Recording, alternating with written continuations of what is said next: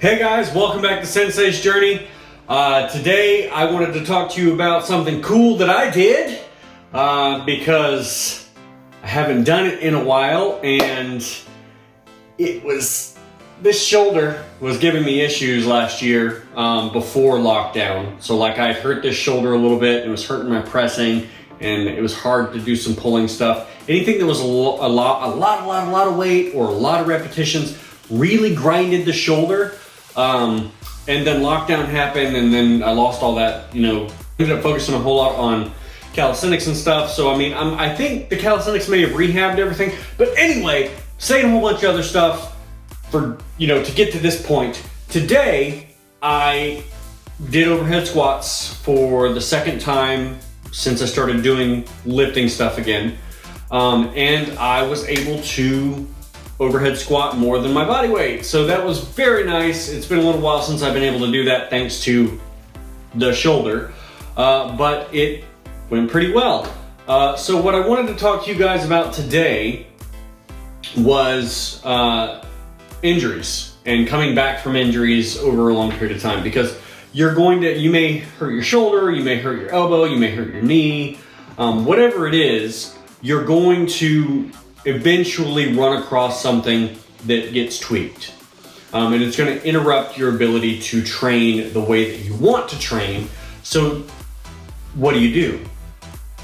Well, there's a couple things that you can do when you are injured to keep yourself going. You try to find movements that you can do that help rehab whatever it is that is harmed, as long as you're cleared for rehab. You try to work around the move, like whatever's hurt. So if your upper body's, something's hurt, you can't press or you can't pull or something like that, you still have the ability to work your lower body. You can work on your legs, you can work on your cardio with running, you can squat heavy, you can still do stuff like that if you're having difficulty, moving weight with your upper body. Or conversely, if you've hurt your knee or something like that, or you've rolled your ankle and you're not able to lift heavy weight with squats or deadlifts or something like that, you can focus more on training your upper body while rehabbing the lower body. The lower body is going to catch back up eventually, but there's no reason for you to just stop training altogether because you've hurt one portion of your body.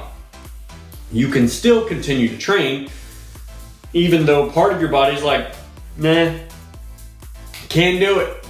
So if you're injured, what I encourage you to do, apart from continuing to train but just other body parts, is to try to find movements that don't hurt the area that you've injured, as long as it's not like completely torn and you need surgery or something like that. If it's just a strain or something is slightly pulled, you can still find ways to work around that and do some light rehab, work on some mobility. There's so many different aspects for you to work on that it doesn't mean that you just have to stop training altogether. And that kind of leads me into like a larger topic of there are many different aspects of fitness for you to train. You can train muscular strength, you can train muscular endurance, you can train your cardiorespiratory fitness, you can train your mobility, you can train flexibility, which is actually different than mobility. You can train your power, you can train your balance, you can train your accuracy, you can train all different kinds of things that are still related to your body, that are some are more skill, some are more strength or endurance, whatever branch of fitness they are. There are many different things that you can work on if you're injured or if you are just too freaking sore, because some people want to train all the time. I'm one of them. I have a little bit of a habit of wanting to do stuff all the time, and I have to draw that back.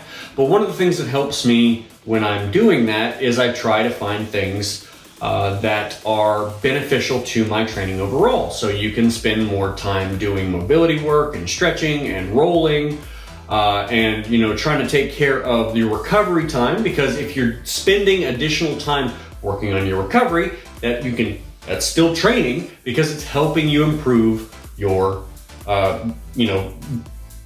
it's helping you get your gains faster.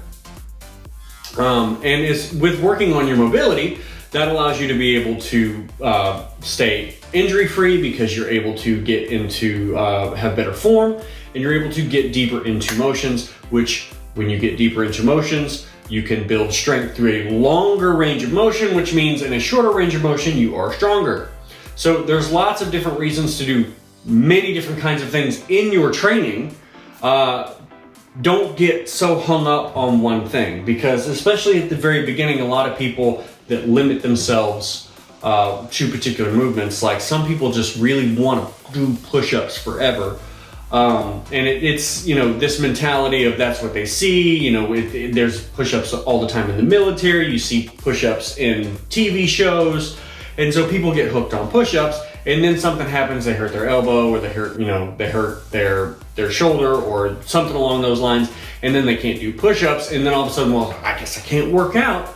Well, no, what has happened is you've done something to the exclusion of all other things, and you've now realized that there's a price to pay for that exclusion.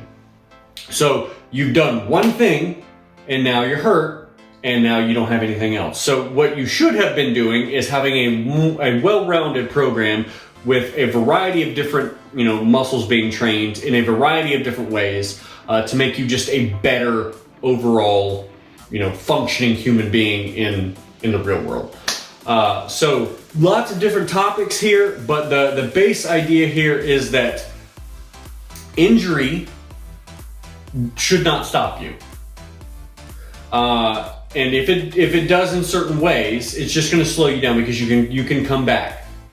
Don't get discouraged. Work around it for a time. Get stronger in the ways that you can get stronger, improve in the ways that you can improve. You'll come back and you'll be fine. The other thing is don't, you know, exclude all different types of training for whatever reason. So if you don't want to do legs, first of all, that's dumb. But if you don't want to do legs, you need to start doing legs, because you know, doing all upper body stuff, you're going to end up with an extremely strong upper body that can't transmit power to the floor, which means that you're not actually going to be able to use that upper body strength in the real world, because your legs and your core aren't going to be able to, you know, support the amount of weight that you can move with your upper body. If you're just training your lower body all the time, you know, God forbid that you have to do a pull-up, or God forbid that you have to pick something up over your head, or you know, lift somebody up. You won't have that ability either. You know, if you just train strength and you don't train any kind of endurance activities, what if you have to run away from something like a dog or you know a fire or whatever? You may not be able to. What if you only train endurance activities? Well, maybe you can't even help somebody move, because all you do is run, or all you do is run, swim, and bike. And, you know, I feel like a really in shape person, but why can't I pick up this dresser?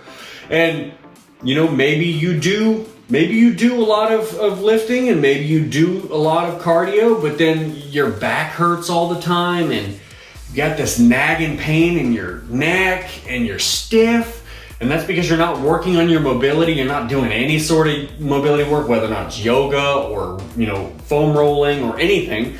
And then next thing you know, you're injured because you weren't working on that. So, or which I have seen this, guys who are really, really strong and really, really in shape end up hurting themselves doing really stupid, mundane movements, like bending over to pick something like a pencil up off the floor, because they weren't training their mobility enough to be able to do those movements. They were only doing certain movements, and, you know, maybe not full range of motion. And so, speaking of full range of motion, if you have any questions about my thoughts on full range of motion, you can check out this video right here. But yeah, so those ideas are, you need to be a complete human being, and don't let injury or ego or love for a particular kind of training get in the way of your overall fitness, because your overall fitness is very, very important because it adds to your quality of life, helps you live longer, and it just makes you better. Thanks so much for watching this video, guys.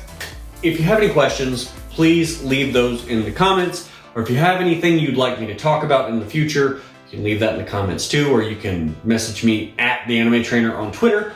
And thank you very much again. And until next time, guys, good luck and train hard.